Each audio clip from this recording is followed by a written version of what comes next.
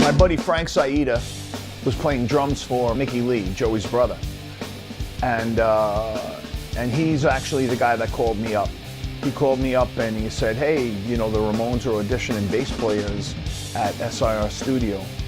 And I was in the Marine Corps at the time. I was in the Marines. And I was like, I go, yeah, I'm in the Marines. And then I thought to myself, like, oh yeah, I'm gonna go down and meet the band. I'm just gonna go down and meet them. And so that's what I did. I went down strictly just to meet them. And being that I was in the Marines and being disciplined, I got down to the studio 15 minutes, half hour early. So I was the first one in. Mitch Keller, who was Marky Ramone's tech, met me at the desk at SIR Studio on 25th Street on the west side of Manhattan. I walked up, I said, hey, my name's Chris Ward, I'm here for the audition. Brought Monty over, Monty came over, got all my pertinent information and brought me in and introduced me. I walked over to Johnny, shook his hand, said, Johnny, big fan, you know, great to meet you, and this and that. And walked over to Mark, said, Mark, good to meet you, big fan, old Mark. Rick Weinman, who was Johnny's tech, helped me get my bass set up and get a good sound on the bass amp. And Johnny was like, what songs you know? And I said, I Want to Be Sedated, and played the song. And we stopped and Johnny asked me a couple of questions. And Johnny's way of judging everybody, it was by how many Ramones shows have you seen?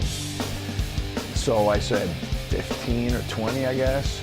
And he was like, oh, okay, you're a fan, okay. I was like, that's a good number. And we played again. Joey walked into the room. As soon as we were done, I put my bass down, walked over to Joey, introduced myself, and that was it. I said, okay, thanks a lot, guys. Been an honor. Went home, and the next day my mom was like, Monty Melnick called. Monty Melnick, of course, Ramone's long-time tour manager.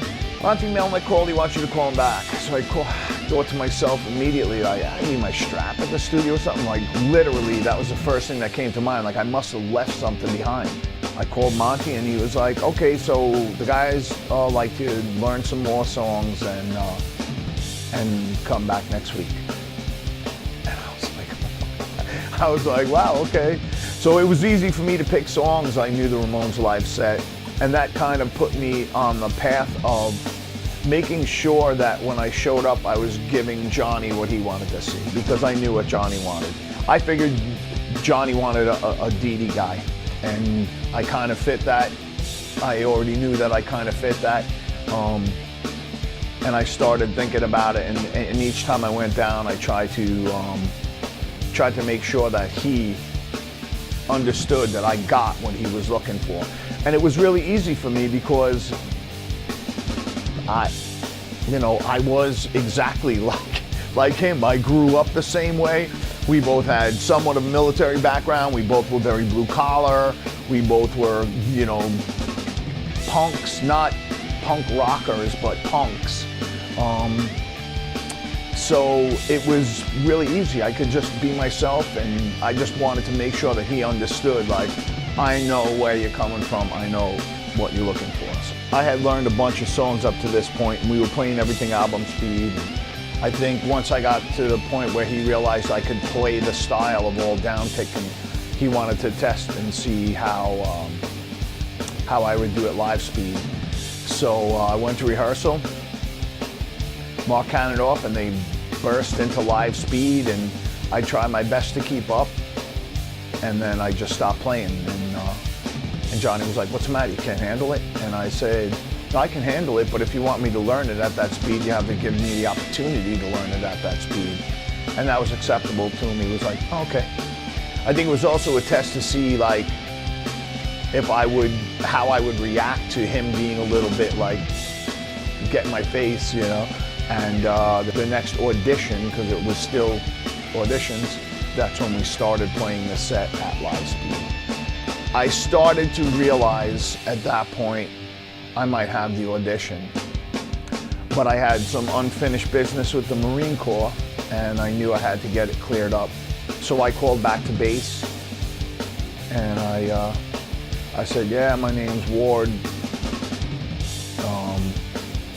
I'm stationed over at Camp Horno.